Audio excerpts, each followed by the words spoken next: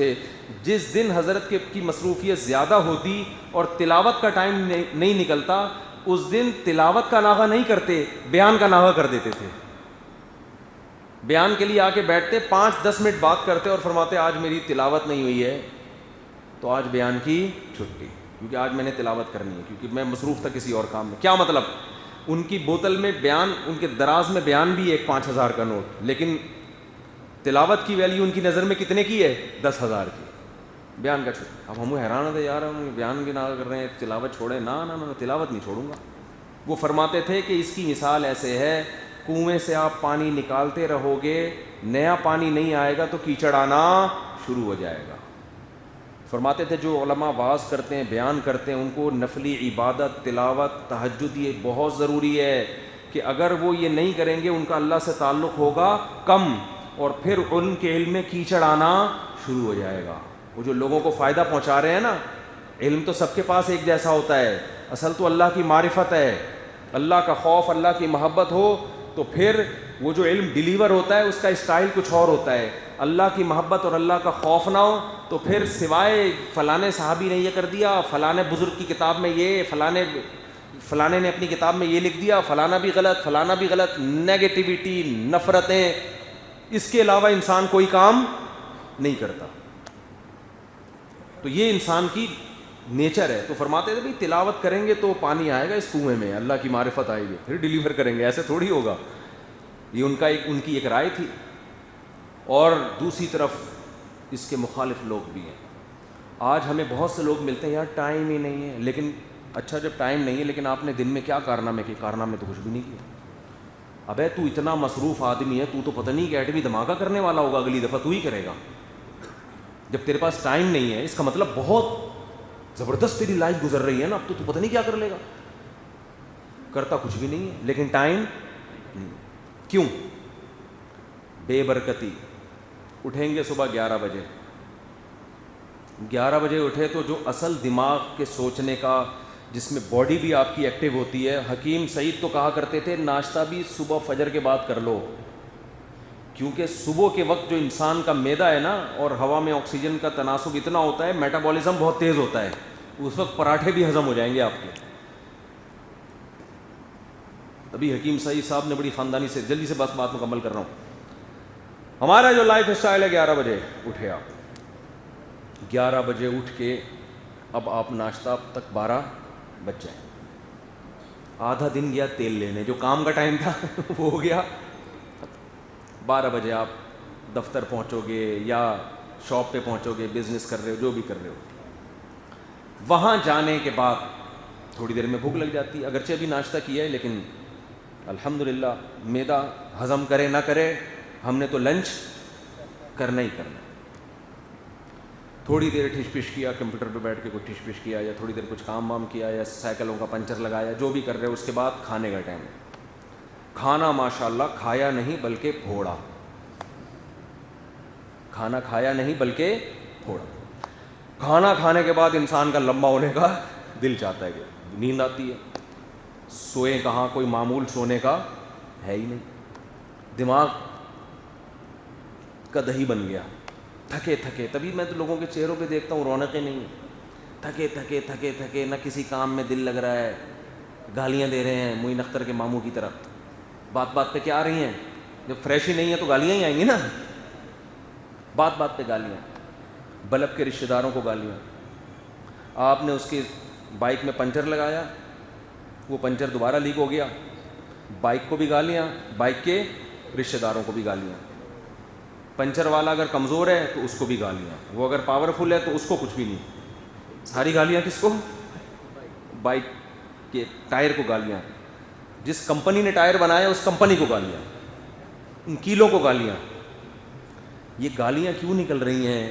دوپہر آپ نے ٹیلولا شیطانی کام کیا تو شیطانی اندر سے پروڈکٹ کیا آئے گی؟ شیطان والی آئے گی نا.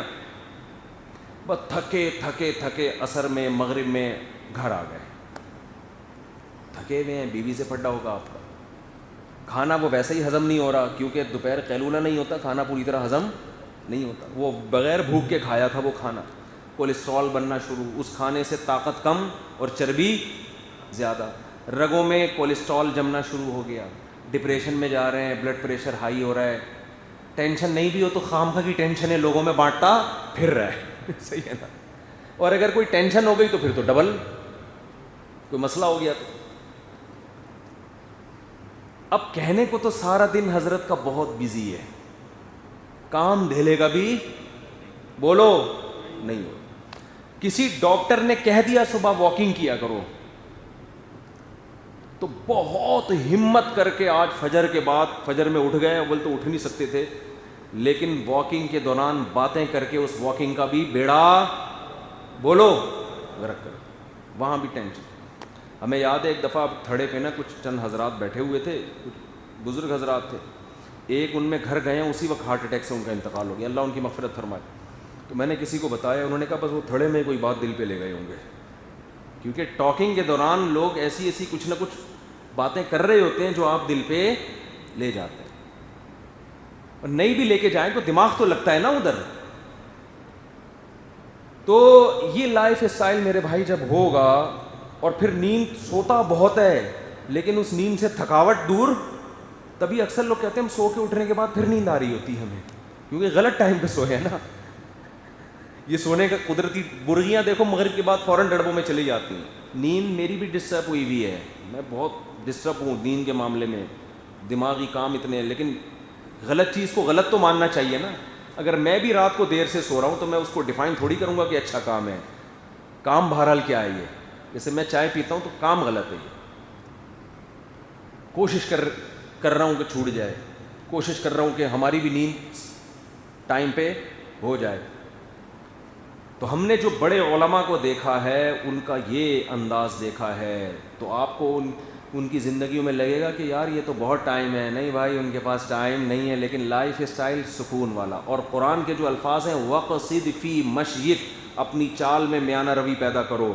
مراد صرف چال نہیں ہے, ہر کام میں. وہ انہی بزرگوں کی زندگی میں آپ کو نظر آئے گا کہ واقعی ان کے ہر کام میں کیا ہے, اعتدال ہے. کھاتے ہیں تسلی سے کھاتے ہیں, سوتے ہیں تسلی سے. یہ نہیں کہ گھوڑے بیچ کے سوتے ہی رہ گئے, اس کو تسلی نہیں کہتے. تسلی کا مطلب جتنی دیر سوئیں گے پوری پراپر نیند ہوگی. اکثر لوگوں کا سونے کے انتظار میں ٹائم زیادہ گزر رہا ہے, سونے میں ٹائم, کیونکہ رات کو بیٹھ جاتے ہیں موبائل لے کے دیکھتے رہتے ہیں, نیند غائب, نیند ہی نہیں آ رہی. پھر وہ گھنٹوں جا کے کروٹیں بدلتے رہیں گے. پھر جب آئے گی تو پھر ایسا سوئیں گے, پولیس آئے گی اٹھائے گی, بھائی دیکھو زندہ بھی ہے کہ نہیں ہے. اور پولیس بھی کیوں آئے گی؟ ایک دفعہ میرا تھانے جانا ہوا تو پتہ چلا کہ جی وہ سو رہے ہیں حضرت بڑے صاحب. خیر وہ پھر میں گیا عصر کے بعد, پھر سو رہے تھے, پھر مغرب کے بعد کیا پھر سو رہے تھے, عشاء کے بعد کیا پھر سو رہے. شاید گورنمنٹ کی طرف سے کچھ اصول ہو ایسا. پھر انہوں نے مجھے بتایا کہ راتوں کو انہوں نے چھاپے مارنے ہوتے ہیں تو رات کو جاگتے ہیں, یہ سمجھ رہے تھے. لیکن جب رات کو جاگیں گے تو پبلک کس وقت آئے گی آپ کے پاس؟ خیر ان کی مجبوری ہوگی. تو وقصد فی مشی, قرآن کہہ رہا ہے ہر چیز میں کیا کرو, میانہ روی, اعتدال. اللہ سے دعا. آج میرا ٹاپک کچھ اور تھا لیکن یہ بات بہت اہم تھی جو بتانا ضروری تھی. خلاصہ یہ نکلا بھائی, رات کو جلدی سو جایا کرو, صبح 3-4 بجے اٹھ کے تہجد پڑھو, اللہ سے دعا مانگو, فجر کی نماز پڑھو تمیز سے, اس کے بعد جاگنگ کرو. صحیح ہے نا. فجر سے پہلے اگر سونا چاہو تو 15-20 منٹ سو سکتے ہو. رات کو جلدی اٹھ گئے تو فجر سے پہلے 15-20 منٹ سو جاؤ, وہ نبی کی سنت ہے. نبی صلی اللہ علیہ وسلم فجر کی 2 سنتیں پڑھ کے سو جایا کرتے تھے, آرام کرتے تھے. تو پھر فجر کے بعد اپنے کاموں کا آغاز کرو. آپ کہہ سکتے ہو فجر کے بعد مارکیٹ نہیں کھلی ہوتی, فجر کے بعد میں اکیلا ہی بازار میں, تو بازار جانے کی کیا ضرورت ہے. باقی جو کام ہے وہ فجر کے بعد رکھ لو, جو بازار کے کام ہے وہ 2:45 بجے رکھ لو دوپہر. جو کراچی میں تو ایسا ہی ہو رہا ہوتا ہے نا. کیا خیال ہے بھائی؟ دیکھو زندگی میں چہرے پہ بھی نور آئے گا, برکت آئے گی, فریشنس ہوگی, اور افراتفری میں کام نہیں ہوں گے, اور تھوڑے وقت میں اللہ بہت زیادہ کام لے لے گا آپ سے. اللہ ہمیں عمل کی توفیق عطا فرمائے. کام کیا کرنے ہیں وہ پھر کبھی اور بتائیں گے. اب آپ فجر میں اٹھ کے بولیں گے کریں کیا, آپ وہ پھر کسی اور موضوع پر انشاءاللہ ہم کسی اور دن بتائیں گے آپ کو. اللہ عمل کی توفیق عطا فرمائے.